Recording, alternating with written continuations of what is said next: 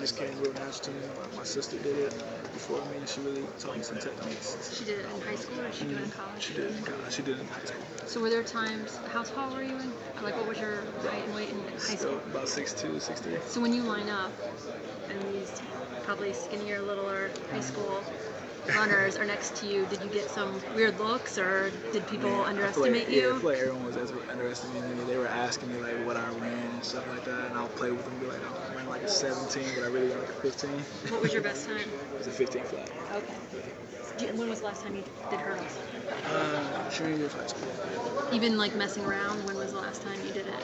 Just junior year. You don't was my last time. mess with it now? Nah, I don't do it anymore. Too dangerous? Too dangerous. I'm not as flexible and small as I was. No. Well, that idea of being, like you said, like maybe people underestimated you.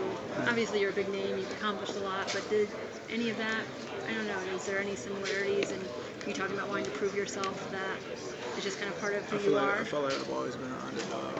It's always motivated me. Like from the get-go, like just coming into college, they were saying like I was a raw athlete, like I was small and everything like that. And just taking that and just staying motivated just helped me out a lot. Was there any particular time where, I guess maybe like during recruiting, or was there a certain time it was maybe not getting me, but that you were hearing that more? It was me coming in for my first year and just hearing that on the other side and stuff like that. It really motivated me to gain weight at the time. Actually, I gained 40 pounds in the off season, so it helped me out a little bit. Your first off season, or when did you gain 40 pounds? It was between my freshman and sophomore season. Yeah. Just about bursting out of that suit now. Yeah. Is it common for guys your age to wear a three-piece suit? I don't think it's that common, but I think I can pull it off. Yeah, looks sharp. Thanks.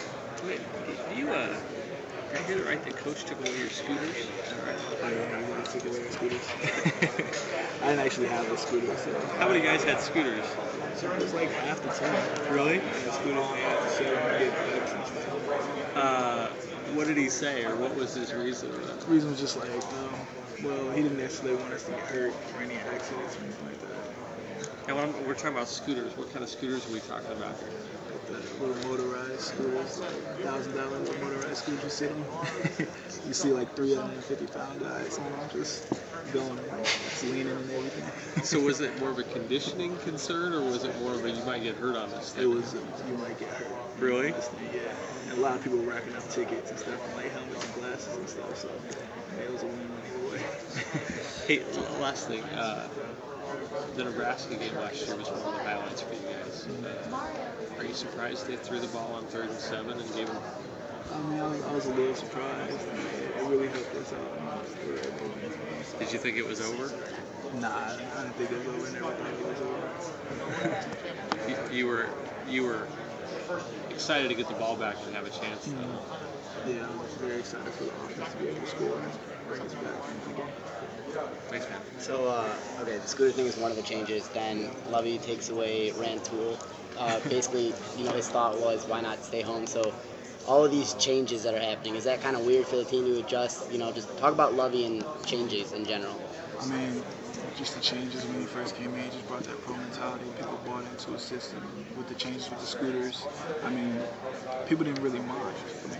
They understood the reason behind it. Like people get hurt on motorcycles and scooters all the time. So Right. I mean, I feel like people really bought into what he was doing. So, obviously, when you were in high school, you look forward to college, and when you look forward to new chapters in your life. Right. Do you think the team or yourself in general look at this next year as an entirely new chapter because it's a Lovey regime, just things are different, the culture is different? I mean, it's a new chapter. Every year is a new chapter. It's a new opportunity to show what we got. So I feel like it's the biggest change has been is like in the university when it comes to the fans and stuff like that. People are really buying into the system. They're like coming to see us and stuff like that. Even with the spring game practice, we had a lot of people looking to see Lovey and looking to see our team. A lot of the media obviously is kind of getting a grasp on Lovey as a person. He's very calm and just a unique guy. Is that the same thing behind closed doors? Is he pretty transparent? It's super calm. It's kind of scary. Yeah. And then if you talk about your expectations for yourself, for the team, but obviously from the outsider's perspective, your name has kind of really come up this year on the watch list and all that stuff. Have you welcomed that? Does that kind of motivate you to prove those watch lists correct and things of that nature? It definitely motivates me. I mean, I always thought of myself as an underdog, and for me to actually get the exposure that I felt like I deserved a long time ago, I mean, it just motivates me even more. It just motivates me to work even harder. Is the first, because people have mentioned the first round next year for an NFL draft, is that a goal? Do you care, honestly? Like, is that where you want to go? I mean, honestly, it doesn't matter where I go, but that's definitely a goal, of course. Hey, Dawaine, let me ask you kind of an open-ended question here. What's your favorite Keyshawn Vaughn story? My favorite Keyshawn story. I don't really tell that much story. He just jokes around. He's not really a storyteller. Well, I mean, when I say story, I mean, is there, I guess, memorable time you guys had, something that kind of had his personality shine? I feel like he's a funny guy. Is there something he did that kind of sticks out? Is there a play he made that especially impressed you? I mean, when someone says Keyshawn Vaughn, what does your head immediately go to? Guys, it's quick. It's fast. I mean, obviously you can see from his Twitter handle, it's speed 5 keys. I mean, he's a quick guy, and I feel like the performance that really stood out for me was against Purdue. How have you seen him? I know obviously you're on defense, but how have you seen him, going against him in practice or what have you, kind of mature or change since the end of the 2015 season? He's matured a lot since freshman year, like really fast. He's good. With the Big Ten getting its new TV contracts with BTN, there's tens of millions of dollars more coming into Illinois per year. Where would you like to see some of that money go? I like to see it go all around campus and to our facilities and stuff like that. Hey, since you've gotten on campus, what has been the biggest improvement to you, facilities, resources-wise? What has been the biggest influence? Or what's been the biggest improvement on Biggest campus since you've improvement? gotten there? I would say our training room. We've gotten like new machines and things like that for us to be able to perform the best on the field and be able to recover. When you say all around campus, you mean you want to get the arts and sciences going? You want to?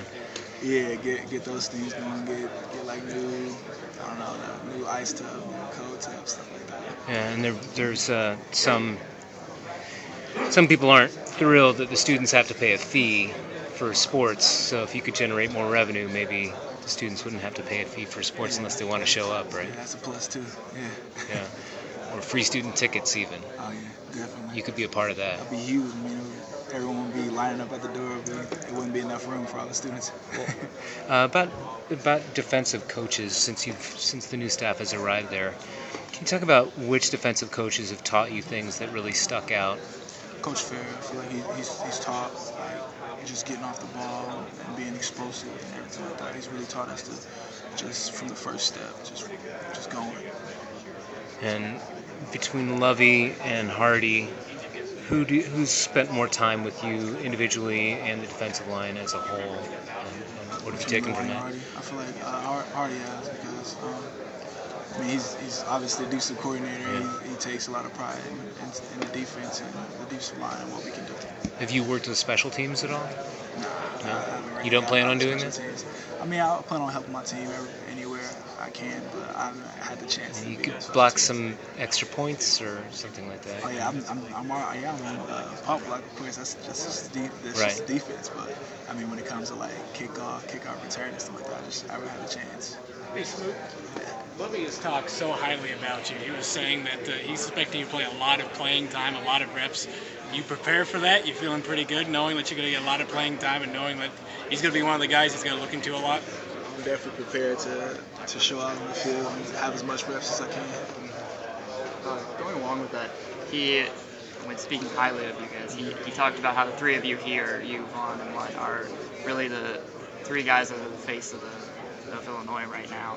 And having him speak that highly of you, what does that mean for you, and does that drive you more? And just how does that make you feel? Yeah, it definitely drives me more, just knowing that it's coming from a guy that's been there and done that before. It just motivates me. What impresses you most about Coach Smith as a defensive guy? I'm sure you're excited to play for a former successful NFL coach. Yeah, it just he really impresses me about how he's able to handle everything. I know it's a lot of hype that's been going on and stuff like that. And he'll even killed and calm at all times. How is the team taken to him? I mean, a lot of instability. Then he comes in, and obviously there's a lot of stability. Yeah, I mean, I feel like the team's welcomed him with open arms and been able to buy into the system. It's really easy.